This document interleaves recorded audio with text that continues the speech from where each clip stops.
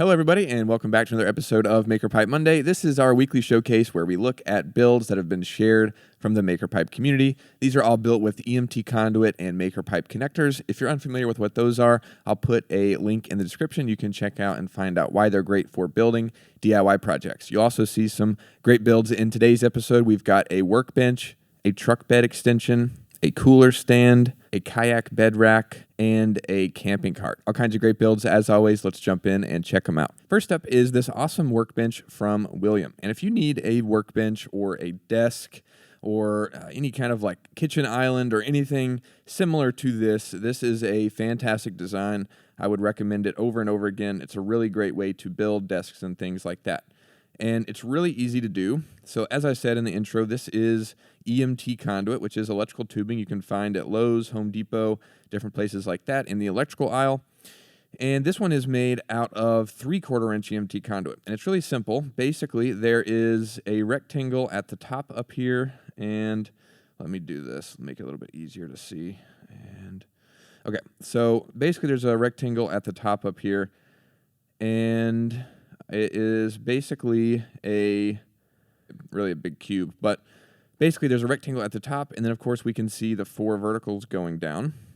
And up here in the corners, we can't see them in this picture, but they're using the 90-degree connector to make these corners. And the 90-degree connector allows you to have a vertical that runs continuously through it, which is the piece going all the way down, and then it has the 2 pipes coming out at a 90-degree angle, and that's the best way to make cubes or boxes. And that's really simple for the top, and then the butcher block or whatever, top that is on top of there is just resting on that frame, and then you can use electrical 1-hole straps to secure that in place there. Nice and simple, super easy. And then down low, we can see that this has some bracing. So there's a pipe that runs from the front to back, from between the 2 legs. And to do that, you'll just use the MakerPipe T connector, which allows you to join 2 pipes together. The one that runs continuously through the top half, and then the one that terminates in the bottom of the connector. And there's 4 of those. And then, lastly, there's a brace that goes from one side of the frame to the other.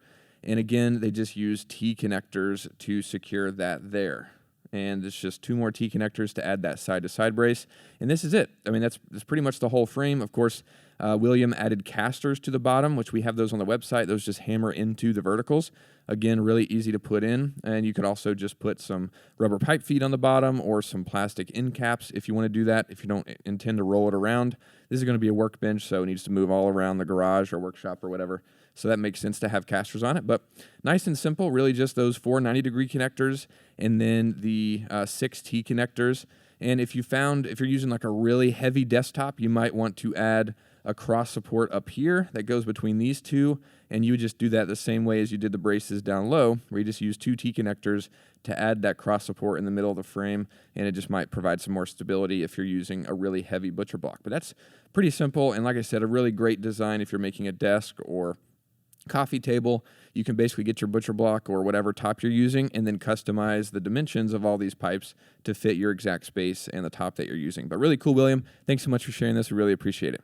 Next up is a truck bed extension. This comes from David, and it's a really simple idea, but it makes a ton of sense. It is meant to act as an extension for the truck bed, because normally you can imagine if the tailgate is closed, then this is going to be kind of the end of the bed. If you have a 6 or 8 foot bed, that's kind of the end of the bed. But what the truck bed extension allows you to do is, with the tailgate folded down, as we can see down here, you add another, 18, 24 inches, something like that, to the truck bed, which is a good amount if you need that extra length. And then you build basically a tailgate that basically just sits in place and allows you to still have kind of a barricade for things to keep them from sliding out or whatnot.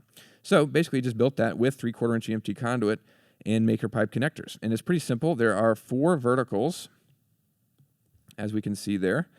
And on the very end, it looks like they use T connectors to grab onto those verticals and then send these arches out of there.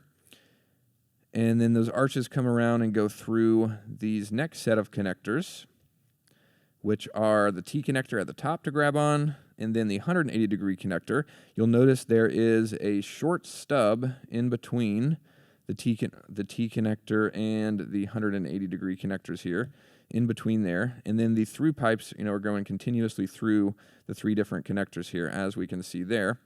And then, of course, there's a short stub going down at the bottom of the 180 just to go down to the bed. But basically, these horizontal pipes run continuously through the connectors. And this was probably pretty hard to bend, to be honest, because this is one large U. And you obviously got to get this measurement right so it fits in there nicely. So this is probably a pretty challenging bend. I'm pretty impressed with this bend here. Of course, if you wanted to make it easier, you could break it up here in the middle and then use like a coupling or something, to combine those two together. But it looks like it's one large bend, or kind of a, one large U-shaped bend.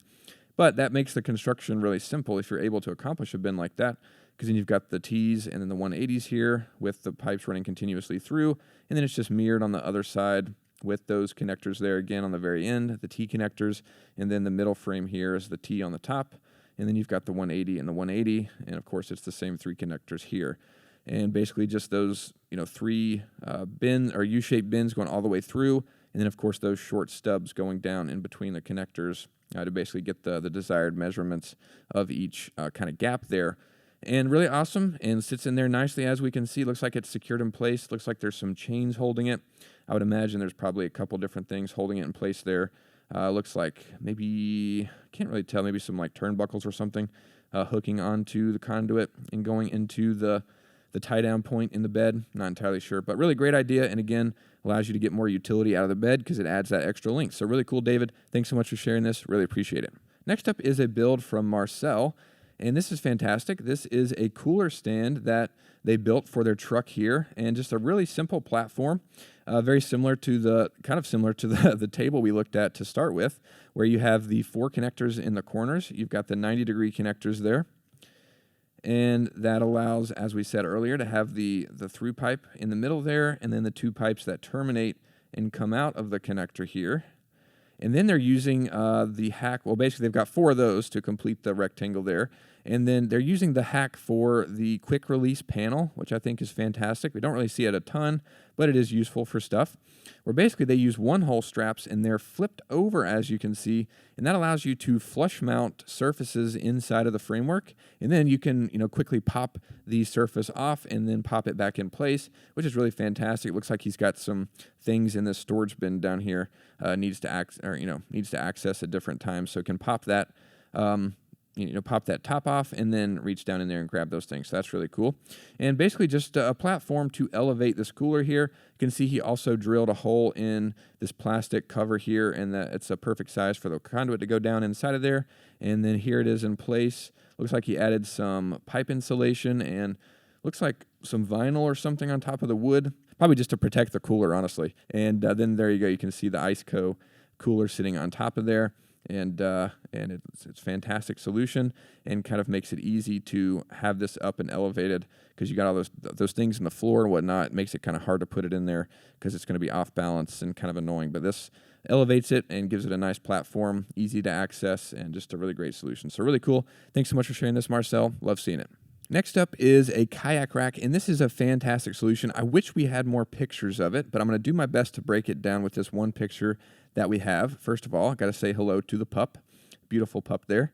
But then here in the back, we can see this kayak rack. And this is a really great idea to elevate kayaks, because you could lay them down in the bed and they could stick out the back. Then you're kind of limited to what you can actually put in the truck bed. So this is a really great solution to elevate the kayaks in the air and allow you to put stuff underneath. We've seen some people in the community do this, and it's always cool to see. And basically, like I said, I'll do my best to break it down based on this one picture. But from what I understand, it looks like there's 4 verticals. We can't really see the other 2, but they're there. And then it looks like it's just some cross supports going from one side of the frame to the other. And that's what's holding up the kayaks, as we can see there. Basically just from one side to the other. And then again, there's some pipe insulation added to the frame just to kind of protect the kayaks. That's a good idea if you've got something that you want to keep from getting scratched up. And from what I can tell, it looks like the verticals are continuously running through the 90-degree connectors in the corners that you've got here. And I think The reason they did that is so they could go up, and then I think it's a T connector at the very top of the vertical, which connects to this cross support that's running from one side to the other. And then we can see they actually have the rectangle completed down here underneath. So you got a 90 for this rectangle here, and then a T up here to allow that cross support to go across, and that's what's holding up the kayaks. And then that's pretty much it. It looks like just those T connectors have that cross support. And then he just added bracing to the framework where necessary. It looks like using 45-degree connectors or adjustable angle connectors to basically just grab on in different points to support the kayaks, just depending on where the framework is and where the longest spans are, just to support the weight of the kayaks. But like I said, I only have this one picture, so it's kind of hard to break down. But really, it's just those 490s in the corners to create the box shape like we've seen from other builds in this episode. And then the fact that the verticals are running continuously through the 90s allows them to have these T connectors grabbing on up here, and that's what allows them to have the crossbars that go from one side to the other and support the kayaks. And then there's just some bracing in there to support the framework in different places.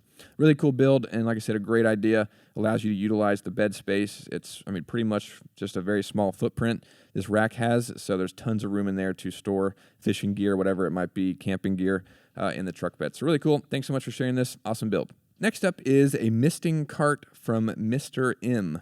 And basically, this is pretty simple. It's just 4 verticals like we looked at earlier with the workbench.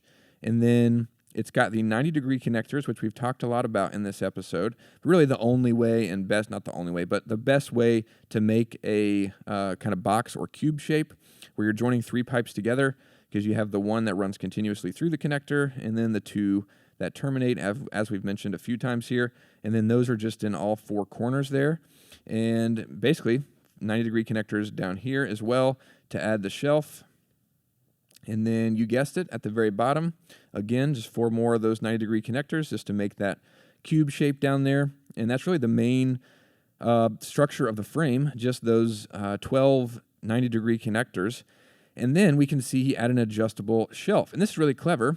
If you look closely here, you can see these black pieces of hardware there are the hinges from Northwoods Engineered that we sell on our website, and you can find them on his website as well.